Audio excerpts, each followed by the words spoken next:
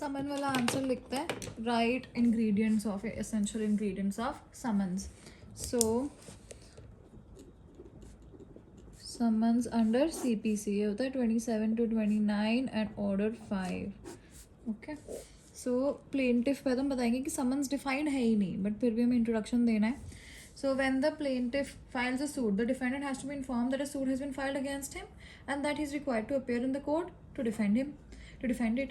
The intimation which is sent to the defendant is called summon. ये सब provisions यहाँ पे given है.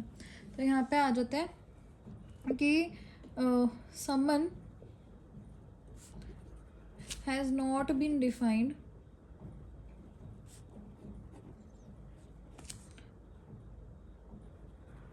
under the code. It generally means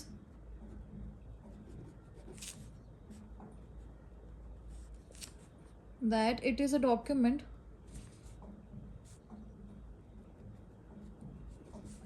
by court of law for calling upon a person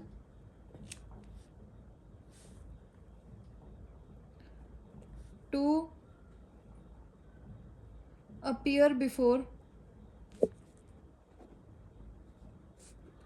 the judge. क्यों? For a certain purpose. Okay. The object is to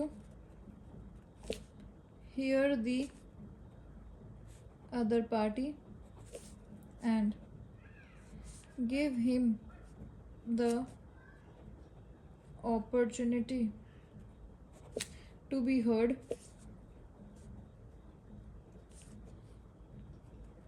audi alteram partem principles of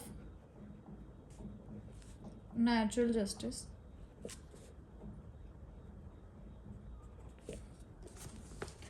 आगे आ जाते हैं. समन to defendant कहाँ है, आगे का देखते हैं कि order 5 with summons.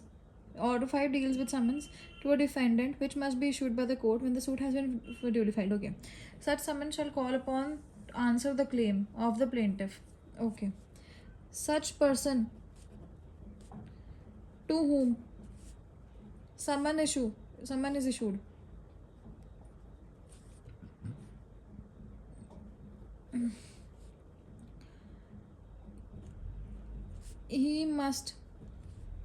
he shall मतलब appear and answer the claim. Written statement में देगा 30 days में.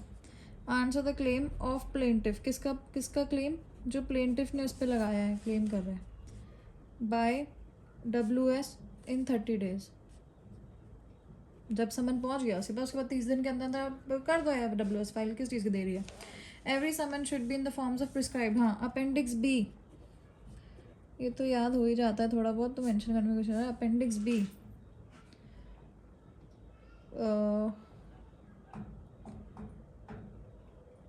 Has the prescribed form. 27 of the code provides that जहाँ पे सूट ड्यूली इंस्टीट्यूट हो चुका है, a summon may be issue to the defendant to appear and answer the claim.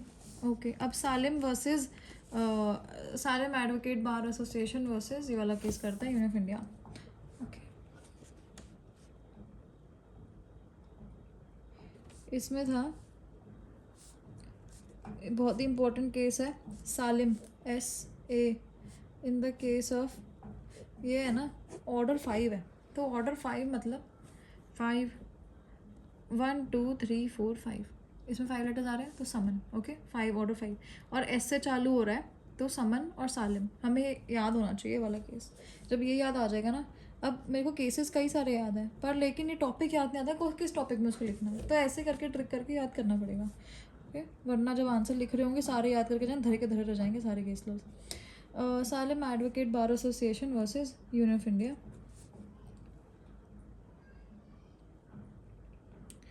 India highlighted the objective object of amendment. It was to prevent plaintiff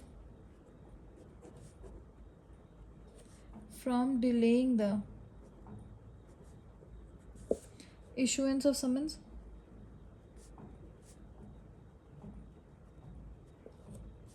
by not taking the necessary steps.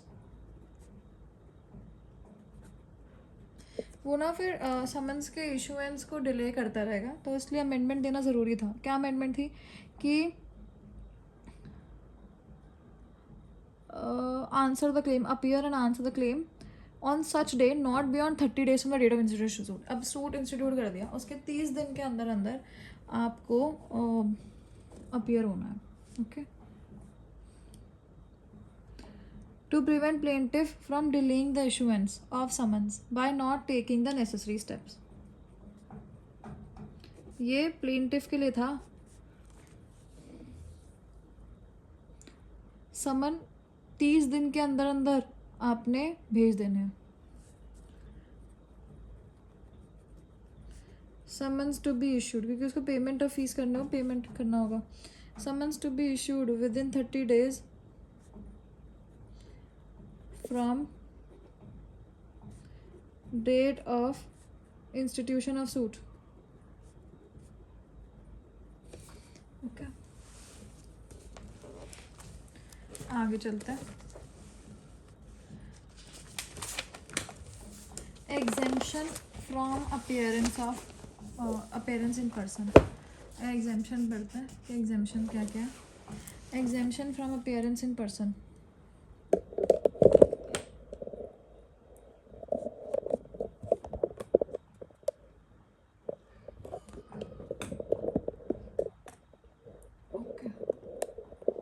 Let's move on.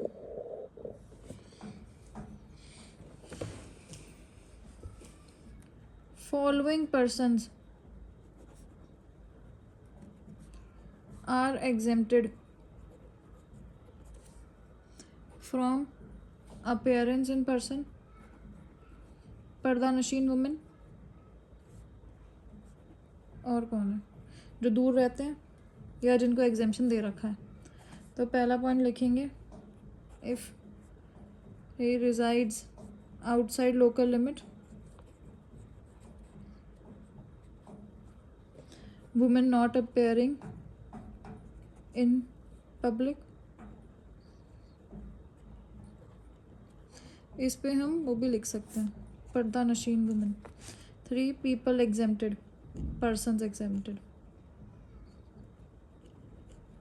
From appearance. और कोई अगर exempted है तो. अब आता है mode of service of summons. जैसा question आता है मेजर, अभी तुमने इंग्रेडिएंट्स वगैरह बता दिए. अब mode of service of summons बताएंगे. इसमें सर्विस ऑफ कोर्ट, ऑर्डर 5 में गिवन है ये सब. Substituted service, service by plaintiff, that is दस्ती समन. पर्सनल और डायरेक्ट सर्विस, कि भाई डायरेक्ट जाके सर्विस करना है. जैसे फॉर एग्जांपल आपको करना है 2 या 2 से ज़्यादा डिफेंडेंट्स के पास सर्विस करनी है, तो हर एक के पास आप उसको पहुंचाओगे. अगर फॉर एग्जांपल आपने ऑथराइज्ड एजेंट को भेज दिया, तो मतलब आपने समझो उस मेन पर्सन को भेज दिया जो इंचार्ज है डिफेंडेंट का. अगर आपने उसको भेजा तो भेज दिया. उसके बाद बिजनेस को भेजना है, किसी उसको भेजा, तो मैनेजर या एजेंट वगैरह को भी भेज सकते हैं, तो काम हो जाएगा. तो ये सब चीज़ें हम पढ़ेंगे. Procedure after such service. अब इस सर्विस के बाद का प्रोसीजर क्या है कि कॉपियाँ फिक्स करनी है. Circumstance under which he did so, the name and address of the person, ये सब चीज़ें हैं. ये प्रीवियस ईयर क्वेश्चन है, इनको एक बार आप प्रैक्टिस कर सकते हो लिख कर. पर लेकिन हम इसमें सारे आंसर्स कवर करेंगे. समन्स डिफाइन हो गया, ऑब्जेक्टिव बता दिया, मोड्स एक बार देख लेते हैं फटाफट से, डिस्कस फुल्ली हो जाएगा. और उसके बाद एक्सप्लेन द एसेंशियल इंग्रेडिएंट्स से समझाई दिया. डिफरेंस क्या है मोड्स ऑफ सर्विस, व डिफरेंट मोड्स क्या हैं वो भी हम करेंगे, इसी आंसर में कवर हो जाएगा. The court issues a summon against A under section 30 of CPC but he does not appear before the court. अच्छा, पेनल्टी क्या है कि भाई वो अपीयर हुआ ही नहीं, तो पेनल्टी क्या है. ओके, वो भी करेंगे. कहाँ दिया हुआ है इसमें, देख लेते हैं। Short note on substitute service, अभी हम लिखेंगे तो उसी में कवर हो जाएगा। उसके बाद आ जाता है व्हाट डू अंडरस्टैंड में सब्सटीट्यूट सर्विस क्या होता है, ये सब्सटीट्यूट सर्विस के दे रखे हैं इन्होंने। उसके बाद portray comprehensively the provisions of order 5 dealing with issue and service of summons, ये भी मोड ऑफ सर्विस है। ओके, फटाफट से let us go through these 2 pages and write them down in the form of an answer. इसमें है the court process 5 principal modes of serving summons to defendant. There are 5 modes of serving summons। ठीक है, पहला कर देते हैं service of court.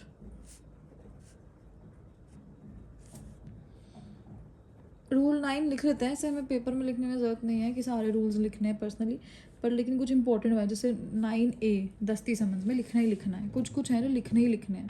अभी फ़िलहाल आगे चलते हैं, ये भी फ़िलहाल आंसर में लिख लेते हैं, यहाँ पे याद आ तो लिख सकते हैं। Summons to the defendant residing within the jurisdiction of court shall be served through court officer. Okay, क्या है इसमें कि समन्स टू डिफेंडेंट, ये एक्सप्लेन भी करना पड़ेगा क्योंकि हमें डिस्कस फुल्ली करना है तो थोड़ा लंबा होगा, पर लेकिन कवर करेंगे। Summon to defendant within jurisdiction of court shall be served through officer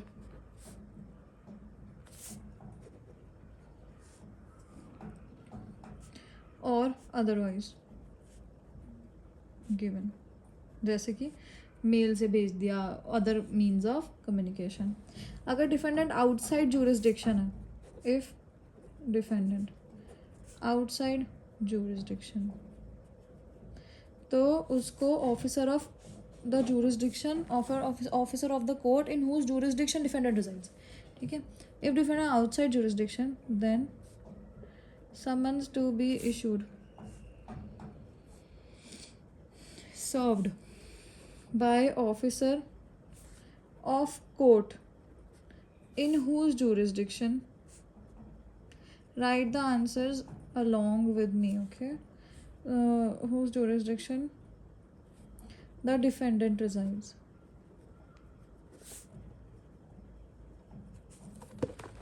हाँ, इसमें एक और पॉइंट मेंशन करेंगे कि फॉर एग्जांपल इस पेन को समन आया, ये पेन ने रिफ्यूज़ कर दिया कि भाई मुझे नहीं चाहिए, मेरे पास नहीं आया है, भगो यहाँ से, तो उस रिफ्यूज़ल को माना जाएगा कि इसने एक्सेप्ट कर लिया है। Court the court shall treat refusal of acceptance as a valid service. Okay, service by plaintiff, ओहो ऐसे भी कोई सर्विस होती है, दस्ती समन होता है। Service by plaintiff, rule 9A, इसका तो मेंशन करना ही करना है। The court may also permit the summons by the plaintiff in addition, हाँ बस इसी को थोड़ा एग्जैजरेट करना, court may allow, court may permit plaintiff to serve the summons, लिख ही देते हैं, permit the plaintiff to serve summon to defendant, this is called dasti summons. Okay, personal और डायरेक्ट सर्विस, ये क्या होता है, ये सारी डायरेक्ट सर्विस जो भी हो रही है वो लिखेंगे।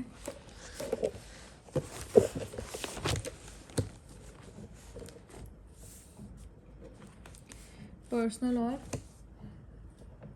Substitute direct service. Okay, substitute service अलग अलग से पॉइंट है। फिर 5th वाला पॉइंट कौन सा, सर्विस बाय पोस्ट भी करेंगे। Okay, service by post, personal और direct service.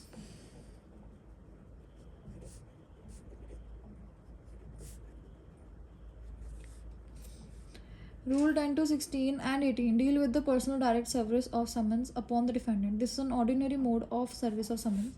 Here following principles must be remembered. पहला point, summons must be served. ये डायरेक्ट वाला बता रहा है. Summons must be served to the defendant or his agent who is authorized to do so. 2. When the defendant is absent from his residence. अब defendant absent है और likelihood है कि भाई ये नहीं मिलने वाला, reasonable time में नहीं मिलेगा ये, तो हम क्या करेंगे? He is not to be found in reasonable time. और उसके पास कोई एजेंट भी नहीं है. समन में भी serve on any adult male और female member of his family but not servant. ये लिखता है ऑन एडल्ट मेल, बस ऐसे लिखेगा, एडल्ट मेल और female member, okay, but not his servant. तो where defendant can not be found,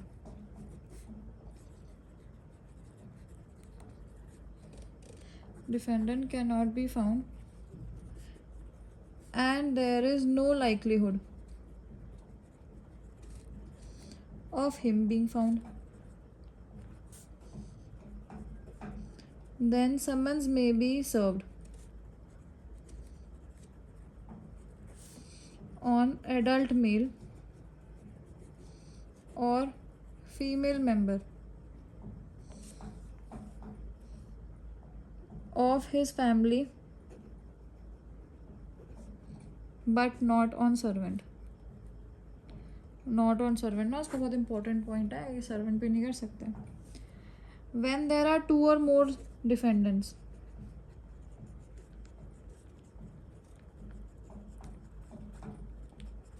then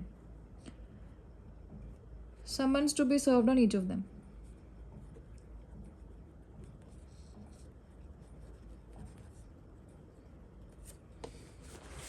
दो और पॉइंट्स हैं. In a suit relating to any business और work. In a suit for business और work against a person not residing within court's jurisdiction, it may be served to the manager or agent outside jurisdiction.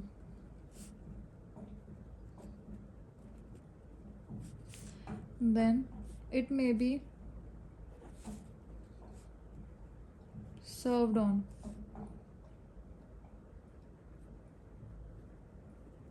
agent on or manager. If suit is of immovable property,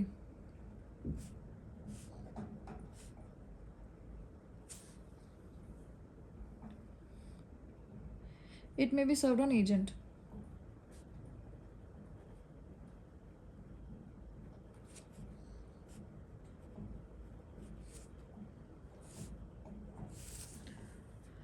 okay, आगे बढ़ते हैं. Such service should be made by delivering the copy to the person who shall make an acknowledgement. Okay, acknowledgement, one who makes acknowledgement must be given a copy of service.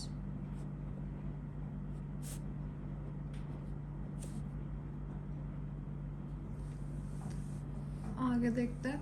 इसमें है कि endorsement must be made on original summon by the serving officer. इसमें case किया था Salem advocates bar association versus union of India. इसमें क्या hold किया था कि ये जो है ना, ये वरना जो प्लेंटिफ डिले कर देगा मामला, तो इसलिए उसको 30 दिन के अंदर अंदर समन इशू करवाने, जो भी चीज़ प्रोसीजर है वो सब करके फटाफट समन इशू करवाना, मामला लेट नहीं होना चाहिए, वरना वो आराम से छोड़ देगा. हाँ, बुला लेंगे, केस डाल के छोड़ दिया. तो आगे चलते हैं. सब्सिट्यूट सर्विस करता है। सब्सिट्यूट सर्विस पे एक शॉर्ट नोट भी लिखना था हमें, तो उसको अच्छे से लिखेंगे जिससे हमें शॉर्ट नोट भी हमारा इसी आंसर में फ़िलहाल के लिए कवर हो जाए। सब्सटीट्यूटेड सर्विस, ठीक है, मीन्स सर्विस ऑफ समन्स, मतलब अगर ये लोग नहीं मिले तो हम कहाँ करें summons, by mode which is substituted for ordinary mode, मतलब ऑर्डिनरी मोड जो था नहीं हो पा रहा उसमें, तो कोई ऐसा मोड जो इसको सब्सटीट्यूट कर दे उसको बोलते हैं service of summons, substitute service of summons. Modes of substitute service, एक होती है service without the order of court, एक होती है service with the order of court. Service without court's order क्या होता है कि वेयर द डिफेंडेंट और his agent refuses to sign the acknowledgement, उसने मना ही कर दिया भाई मैं नहीं साइन करता जा। Absence of defendant, where the serving officer after due and reasonable diligence, उसको मिलता ही नहीं है, सर्विंग ऑफिसर को मिल ही नहीं रहा है, तो वो क्या करेगा, वो उसका कॉन्स्पिकुअस पार्ट पे लगा देगा उस पोर्स उसको, और या फिर जहाँ पे वो काम करता है रिजाइड करता है, या फिर गेन के लिए काम करता है। तो ये है दोनों चीज़ें। Refusal of acknowledgement, where the defendant और his agent refuses to sign the acknowledgement. Okay, तो ये तो है विदाउट द कोर्ट्स ऑर्डर, तो कोर्ट के ऑर्डर वाला कौन सा, वो रीड करते हैं फिर लिखन करेंगे, इससे लिखन। Procedure after such service, after fixing such copy stated above the officer shall then return the original to the court issuing summon with a report endorsed the fact about affixing the copy कि sir हमने affix कर दिया था, the circumstances कि भाई क्या circumstances, ऐसा क्यों करना पड़ा हमको, क्यों मिल ही नहीं रहा था, आने की भी कोई पॉसिबिलिटी नहीं थी, तो हम चिपका के आ गए। the name and address of the person by whom the house was identified and in whose presence the copy was affixed, किसी के सामने तो आपने चिपकाया होगा ना उसको समन को, तो किसके सामने किया आपने, वो भी आपको ये सब इन्फॉर्मेशन देनी है। Order 5 rule 19 provides that if the court is satisfied कि भाई हाँ चलो सही किया है, that the someone is duly served, तो डिक्लेयर कर देंगे कि समन ड्यूली सर्व हो गया है, नहीं होता तो इंक्वायरी मेक कर देंगे। 19 अगर कंप्लाइड विद नहीं है तो can not be said in accordance with law, service of summons can not be said to be in accordance with law, अगर इसके जो प्रोविजंस हैं पूरे नहीं किया आपने तो भाई ये आपका अकॉर्डेंस इन लॉ नहीं हुआ है। हम इसमें बस एक ही केस करेंगे, वो है सालिम वर्सेस, हाँ सालिम एडवोकेट एसोसिएशन बार काउंसिल, सालिम एडवोकेट बार एसोसिएशन। ओके, तो अब आ जाते हैं service with the court of order, with the order of court, provides that the mode of service of summons with the order of court, if the court is satisfied that there has been reason to believe that defendant avoids service or for any other reason, यहाँ पता चल जाता है कि जो court है वो satisfied है कि भाई reason to believe that defendant avoid service और फॉर एनी अदर रीज़न, कि भाई वो भाग रहा है, वो नहीं ले जा रहा summon, the summons can not be served in the ordinary way, और उसको सब्सटीट्यूटेड मैनर में ही करना है, तो हम क्या करेंगे, कॉन्स्पिक्यूअस पार्ट में लगा देंगे कोर्ट हाउस के, मतलब ये कोर्ट ऑर्डर कर रहा है, वहाँ पे कोर्ट ने ऑर्डर, वहाँ पे अपना डिस्क्रिप्शन यूज़ कर रहे हैं हमारे सर्विंग ऑफिसर, और फिर रीजनिंग दे रहे हैं। यहाँ पे क्या है, जैसे भी उनको ठीक लगे, कोर्ट बताए कि भाई ऐसे ऐसे कर लो, ऐसे ठीक रहेगा, कोर्ट को जैसे ठीक लगे, और यहाँ पे कोर्ट हाउस में चिपका दो, ये है बाय कोर्ट का order. Effect of substituted service, कि भाई माना जाएगा कि ड्यूली सर्व हो चुके हैं, the court shall fix a time for the appearance of defendant and give him reasonable opportunity to appear before court, उसको रीजनेबल अपॉर्चुनिटी दे चुके हैं कि भाई इतना टाइम आपको अपीयर होना है, that's it. Shall be deemed to be served, इसमें बोल रहा है कि एज इफेक्टिव पर्सनल सर्विस माना जाएगा, और इसको माना जाएगा deemed to be duly served, और फिक्स टाइम कर देंगे कि भाई आओ रीजनेबल अपॉर्चुनिटी देंगे, दैट्स इट, इसको ऐसे इफेक्ट माना जाएगा। ये पूरा सब्सटीट्यूट सर्विस का हो जाता है, इसको फटाफट से लिखते हैं, मतलब ये पहले इसको पोर्शन को भी रीड कर लेते हैं बाकी का, और फिर शॉर्ट में फटाफट से लिख लेंगे।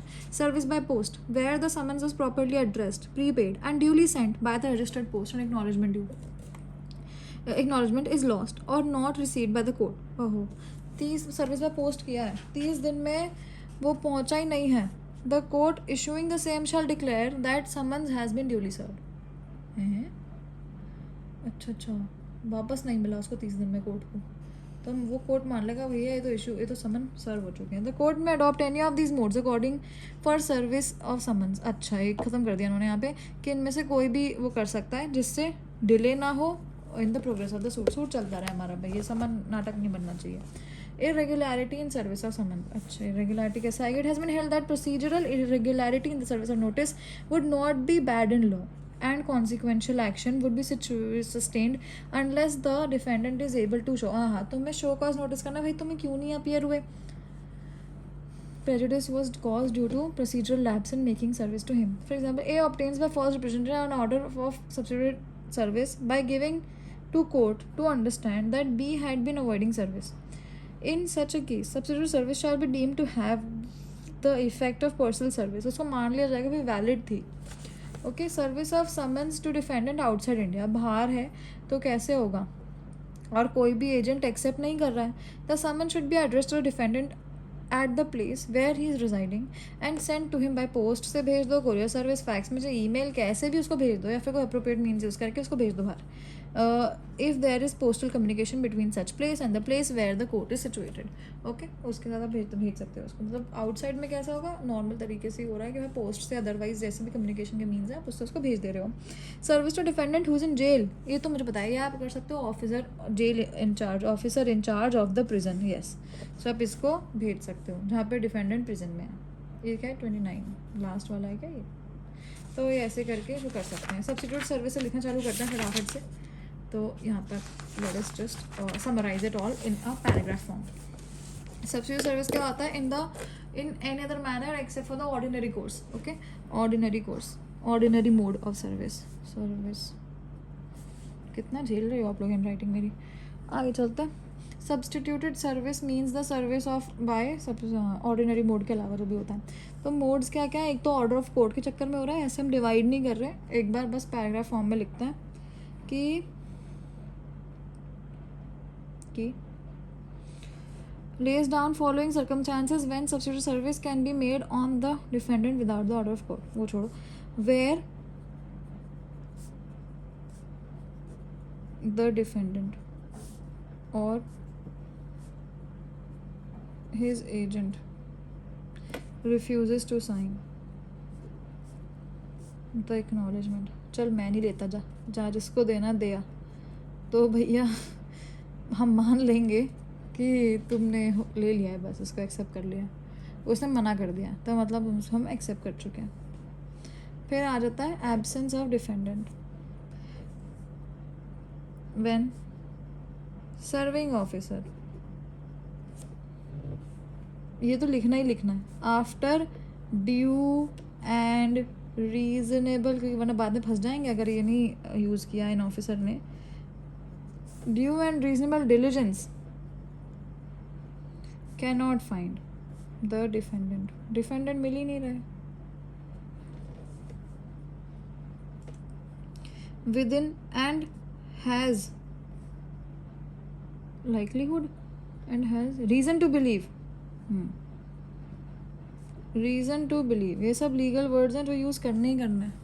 and has reason to believe that there is no possibility of finding him in reasonable time, that there is not any possibility of finding him in time।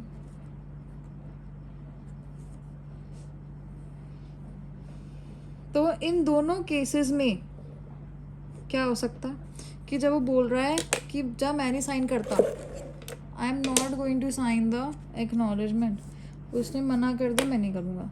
Reason to believe है कि can not find हो गया, भाई मिल ही नहीं रहा। तो ये बोलते हैं कि इन दोनों केसेस में अ फिक्स कॉपी, मतलब पैराग्राफ फॉर्मेट में लिखना, affix copy on outer door और एट अ कॉन्स्पिकुअस प्लेस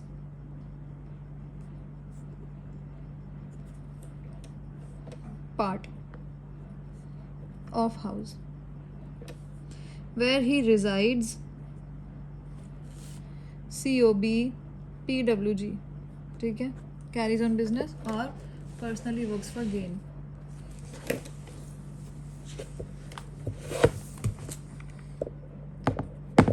चलते हैं।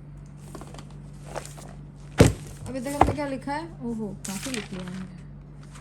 समन्स वाला पोर्शन लिखा है हमने कि समन होता क्या, ऑब्जेक्टिव क्या है, और Salam advocates bar association versus union of India हमने वाला केस लिखा। फिर यहाँ पे लिखा किसको एग्जाम्पशन मिली हुई है, यहाँ पे लिखा 5 मोड्स क्या हैं, नहीं 5 मोड्स अभी लिखे नहीं है, लिख रहे हैं। तो यहाँ पे 5 मोड्स दे रखे हैं कि सर्विस बाय प्लेंटिफ दस्ती समन्स हो गया, सर्विस बाय कोर्ट होगा कि भाई पोस्ट से भेज दो, कैसे भेज दो, डिफेंडर आउटसाइड भेज दो, अगर वो नहीं रिफ्यूज़ कर रहा तो मान लो कि भाई हो गया, हमने दे दिया है।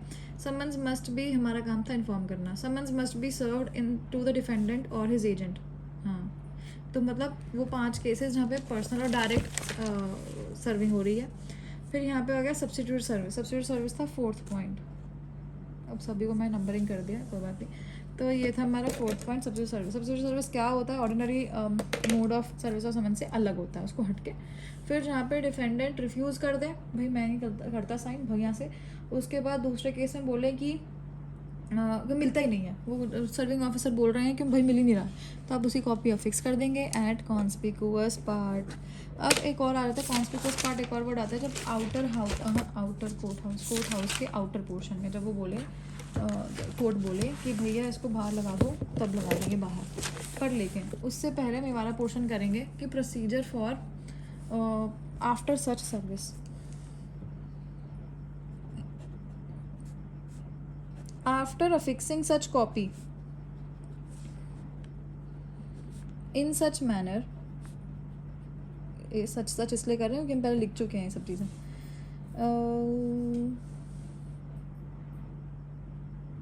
Report issuing someone with report, हाँ, तो after affixing such copy the serving officer shall submit to the court a report stating 3 चीज़ें थी ना कि facts about affixing the copy, second है circumstances under which he did so, 3 name and address of person जिसने उसको identification में मदद की, नेम एंड, पता चली बाद में जब रिसर्च कर तो पता चले कि उस बंदे ने गलत बताया तो उसको पकड़ेंगे या पूछ लेंगे। Address of the person by whom, मतलब इफ़ एनी, है ना, by whom the house was identified, या फिर जिसकी प्रेजेंस में ऑफिसर ने, और in whose presence summon was अफिक्स्ड।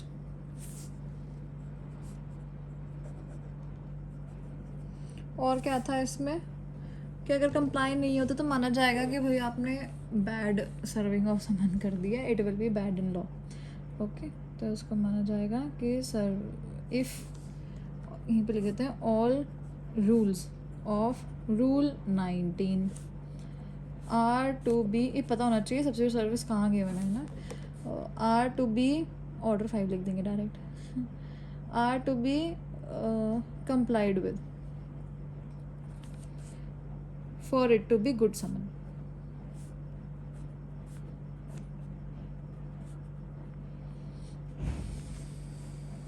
फिर आ जाएंगे service with the order of court. Order 5 rule 20 provides the mode of service of summons with the order of court if the court is satisfied कि भैया ये defendant तो avoid कर रहा है, तो समन्स को ऑर्डिनरी मैनर में सर्व नहीं करेंगे, हम उसको सर्व करेंगे कोर्ट हाउस के कॉन्स्पिकुअस पार्ट में लगा देंगे। If the court has reason to believe that defendant is avoiding service,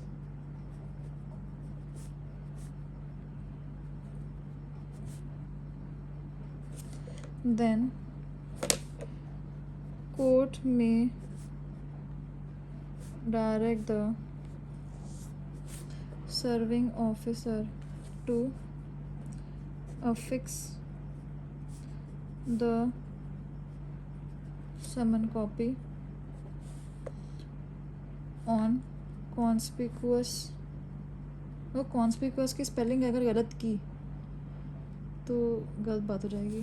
conspicuous place in the court house. जो वर्ड अपने सामने से दूसरी बार गुजर जाए उसकी स्पेलिंग गलत कर दी तो कुछ कहीं दिक्कत चल रही है. In the court house. Okay. And in the house where defendant resides, CWG personally works for game, PWG or COB, and in any other manner. आगे चली.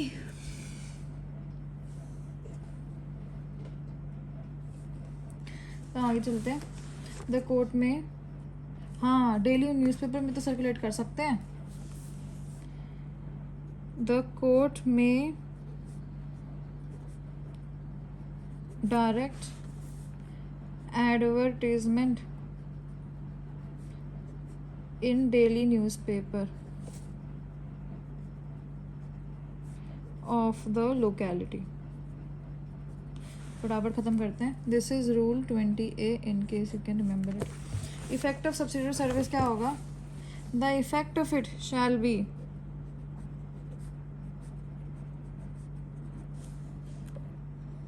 deemed to be duly served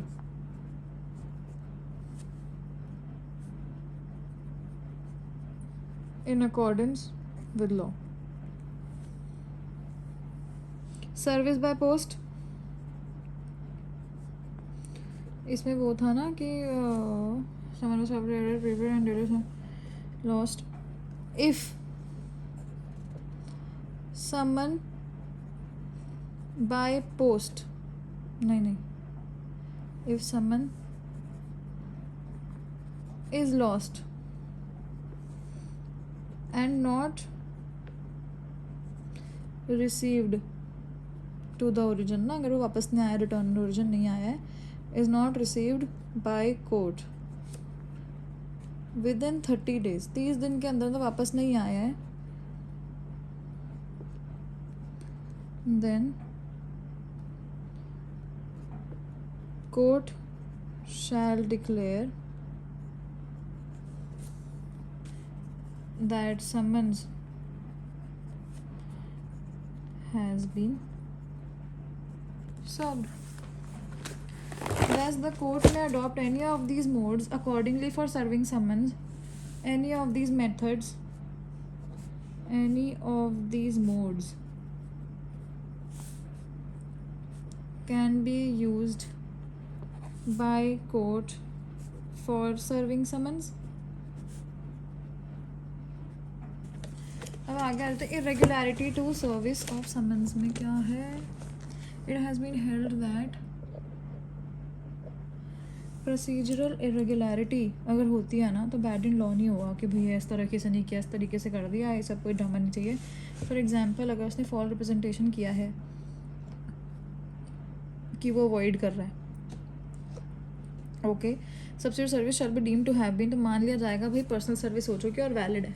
अब आ जाओ, हमें तो हमें इन्फॉर्म करने का काम था समन के थ्रू, हमने कर दिया, बिल्कुल सही तरीके से हुआ है. सर्विस ऑफ समन्स देख लेते हैं. ये दोनों लाइंस बस छोटे छोटे मैसेज में लिखते हैं कि if defendant is outside India then summon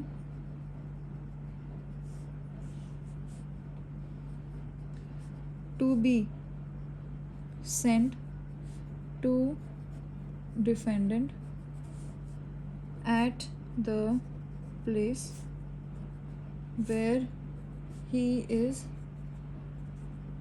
residing and by any mode of communication as prescribed. This can be done. Okay, last line लिखेंगे कि service to defendant who is in jail. Yes, if the defendant, उसको शॉक चढ़ाए और prison में जाके रह रहा है. If the defendant is in prison then summon to be served to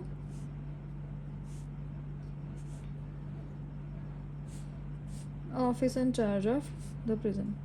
Officer in charge of. Case कौन सा था? Salem advocates bar association versus union of India. ये हमारा 4 पेज का आंसर है. 5 पेज हो गए. सो समन वाले में क्या लिखा हमने कि summon has not been defined ही नहीं है.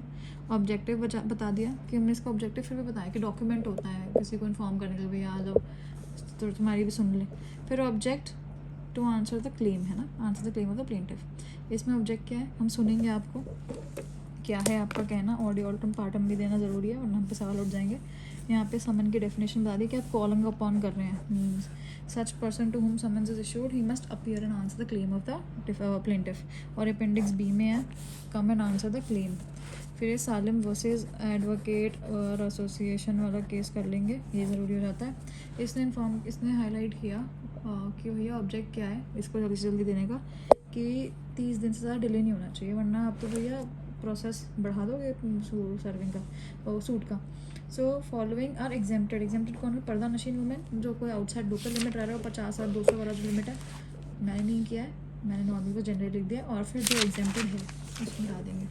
फिर क्या है, सर्विस और समझ के 5 वो होते हैं. Service by court, service by plaintiff, service by post, subsidy service और कौन सा था एक और है कोई. तो इसमें आ जाएगा कि service by court, service of court कैसे कि जुरिस्डिक्शन के अंदर तो भेज दो. सर्विस बाय प्लेंटिफ दस्ती समन के नाम पे भेज दो. Summons to be served to the defendant और हिज एजेंट, पर्सनल और डायरेक्ट वाला ही कि लाइकलीहुड है वो नहीं मिलने वाला तो उसके सर्वेंट के बजाय उसकी किसी फैमिली बड़े एडल्ट फैमिली मेम्बर को दे दो. देन व्हेन देयर आर 2 और मोर डिफेंडेंट तो उनमें से सबको ईच ऑफ देम के पास जाना चाहिए समन. उसके बाद है कि इन अ सूट फॉर बिजनेस, हाँ तो उसमें उसके एजेंट और मैनेजर को दे दो जो संभाल रहा है उसका बिजनेस. और इमूवेबल प्रॉपर्टी का वो है जो उसको संभाल रहा है एजेंट, उसको भेज दो. One who makes acknowledgement must be given a copy of service. Endorsement must be made in original service. ठीक है, एंडोर्समेंट होना ज़रूरी है. फिर substitute service means ordinary mode जो है उसको सब्सिट्यूट करके जो कोई और वे है उसके थ्रू कर सकते हैं. वेदर डिफेंडेंट और his agent refuses to sign the acknowledgement, वो बोलता है भाई जा मैं नहीं करता, वो बोलता है मिलता ही नहीं है, लाइकलीहुड भी नहीं है क्योंकि मिले तो कंस्पिक्यूअस पार्ट पर उसको चिपकाया होगा उसको समन को. फिर क्या है, अगर चिपका दिया तो आपको भैया सर्विंग ऑफिसर को कोर्ट को बताना है, submit the court report submit करनी है कि क्या क्या हुआ. फैक्ट्स अबाउट अफिक्सिंग द कॉपी, क्यों किन सर्कमस्टांसेस आप भैया चिपका के आ गए हो उसको, किसने बोला आपको क्या सर्कमस्टांस लगे. और वो पर्सन जिसने उसको बताया है कि हाँ यही है, जिसने आइडेंटिफाई किया या फिर जो प्रेजेंट था जब वो चिपका रहे थे सर.